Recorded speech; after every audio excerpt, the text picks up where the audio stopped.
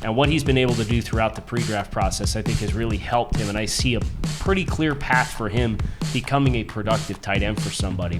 One of the other interesting position groups to talk about this year, in my opinion, because it's so wide open, is the tight end room, right? And we've kind of been looking for that player. And of course, off the heels of a year in which Kyle Pitts went in the top 5, you're never going to meet that expectation the following year. But we've really struggled to find top-end tight ends that we feel comfortable with in the top 50 and probably within the first 2 rounds in general. It's just that valuation doesn't seem like it's there for our group, but you have a lot of players who can fit certain types of roles. And in that case, I think this tight end group does mirror the running back group that we've had the discussion about as well. But when you guys think about the talent that is available, who do you think has the best chance to end up being a high-quality starter at the next level? I mean, for me, it's definitely Isaiah Likely from Coastal Carolina. I think he's the best athlete out of this tight end bunch. You see him have field stretching abilities, a natural receiver, plucks the ball out of the air, and it's really good after the catch.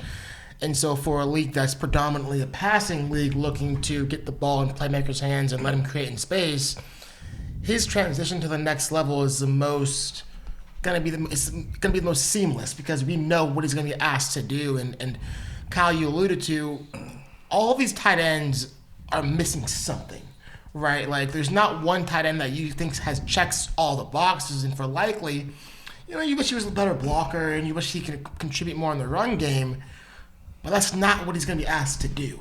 A team who drafts Isaiah Likely, they're going to want him to be, standing up as an F or even as an H, lining him in the slot, creating those mismatches where his length, his size, his athleticism can be put to use, right? And so it's all about having a plan when you're drafting some of these tight ends because, again, there's not a tight end in this class that you think can be a 3-down player and you feel really good about.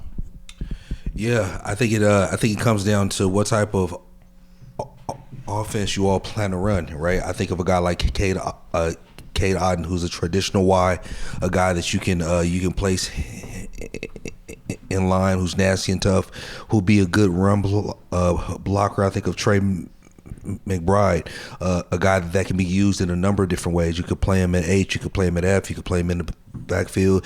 Not the biggest guy, not necessarily a guy you would want in line. So again, I think it comes down to the type of offense that you run and how teams will value certain guys. And then the final guy is a guy who really came into his own during the Senior Bowl, and that's Greg Dulcich, right?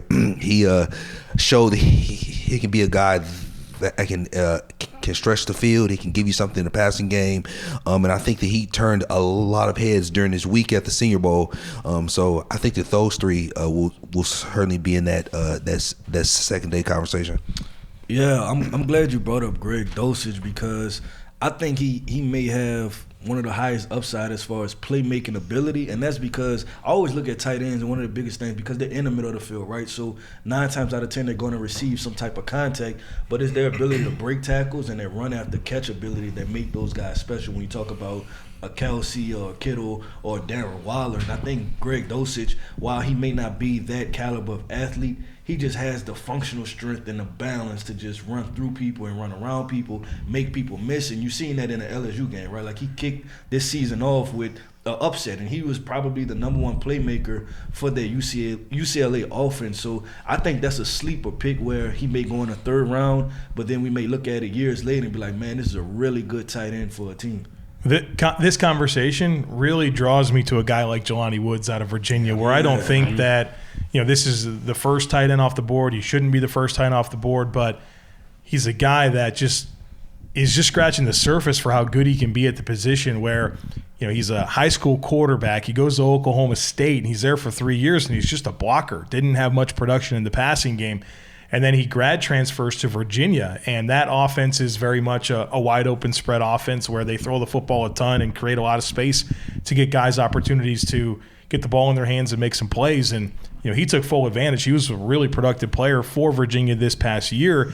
And then you saw him go to the Shrine Bowl, and, the guy was phenomenal where those flashes that you saw at Virginia showed up day after day in practice, and he was a mismatch out there. And obviously he went to the combine and tested out of this world. And so while I don't know that the way he tested shows up consistently on tape, but it does give me a lot of hope for the athletic profile and how he can develop as a route runner once he has more time on task and things are more second nature to him at the position. Look, more of a developmental guy, but when you're talking about kind of some lukewarm guys that can be fringe starters or really high quality tight end too, I might want to just wait on a guy like Jelani Woods. Yeah, I want to touch on Greg Dulcich and then come back to Jelani Woods.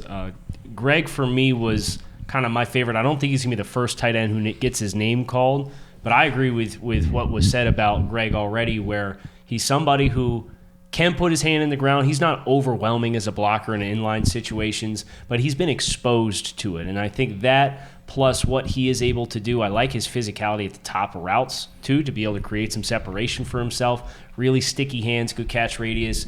And what he's been able to do throughout the pre-draft process, I think, has really helped him. And I see a pretty clear path for him becoming a productive tight end for somebody. But for Jelani, I guess I don't want to say I struggle with him because I like Jelani Woods. Mm-hmm. But the question that I have with Jelani Woods is, of course, he's only played the position 1 year, and I didn't see the kind of functional speed that he tested with. He ran 4.61. Yep. I don't think you watch him get out of the blocks and get the first 10 yards up the field and see that kind of burst and explosiveness, right?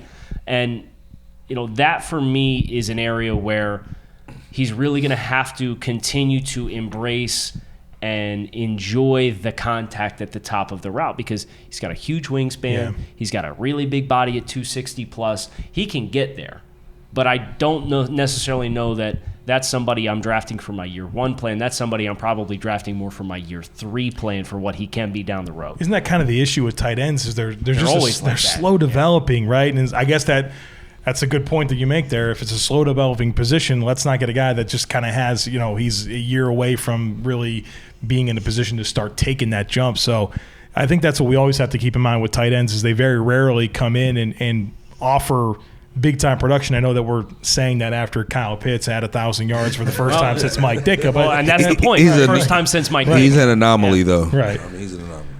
I think it's interesting, Kyle, you bring up Jelani Woods' 40 time and how maybe you don't really see that on tape in terms of the way he actually plays.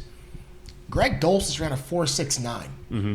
And I think he plays much faster than that. I would agree. I agree. So I think it just kind of goes to show, sometimes you got to trust the tape and what you're seeing in terms of how they actually move rather than the 40 time. But a name that we haven't talked about and someone I kind of got around to late in the process, and I think at this point he's one of the most underrated players in this entire class, let alone tight ends.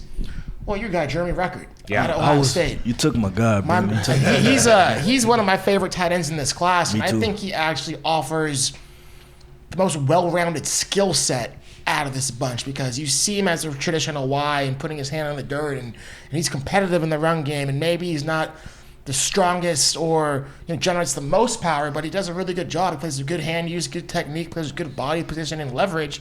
He's able to do some things in the run game, and then as a receiver, I think he's really underrated because I think he's a very technical route runner, outstanding hands, large catch radius. You see him make the one-handers in the back of the end zone. Yeah.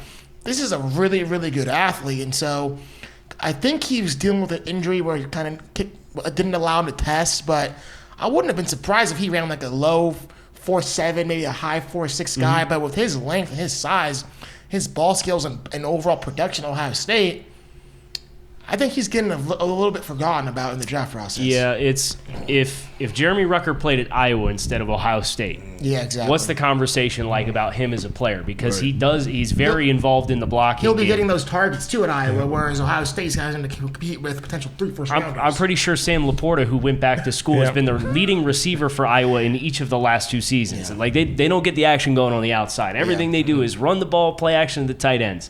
So I think that's a great point as far as Ruckert. His red zone production's phenomenal. It's I think he comes out coming into this past year, 1 out of every 3 catches he's had for his career was a touchdown, and they were all in the red zone. Yeah. So it's his frame, a 6'5", really good catch radius, the hands that he has to be able to go up high, elevate above the rim. That's an area of his game that you consistently saw shine at Ohio State. He just happens to be a guy who's playing amongst one of the most loaded wide receiver rooms in the country. And, oh, by the way, they consistently have stud backs who can run the football. Right.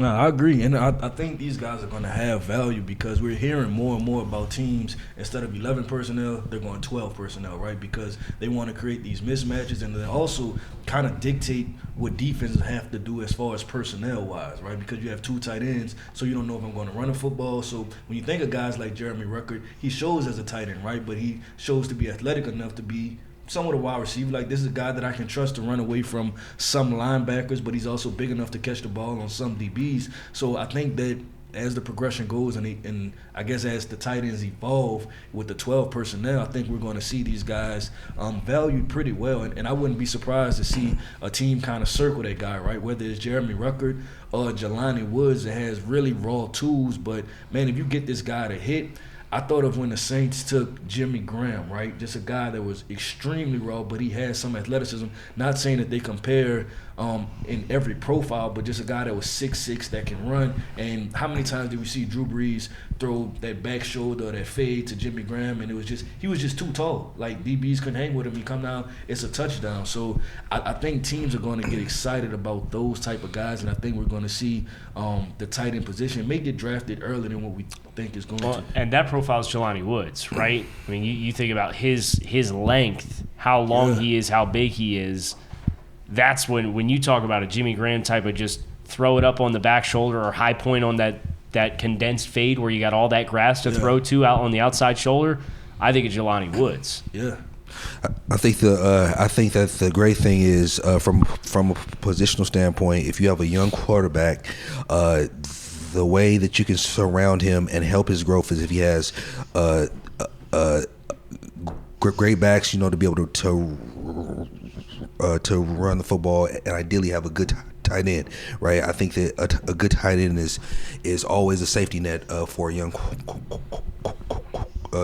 quarterback, and certainly you're in the business of you either have a franchise quarterback or you're searching for one. So if you're in the market for one, you would definitely want a good young tight end to help him out. It illustrates the value of this position group. Of course, the big conflict is the developmental curve that a lot of these guys get when you have to learn how to, in a lot of offenses, be an offensive tackle and be a wide receiver with that role where you're playing both in line and on the line of scrimmage and detached from the set so many times where they ask him to do so much. So whatever one of these guys gets into a place where they feel most comfortable putting them in one spot and just letting them thrive in that regard, that's probably going to be the guy that hits first. Yep.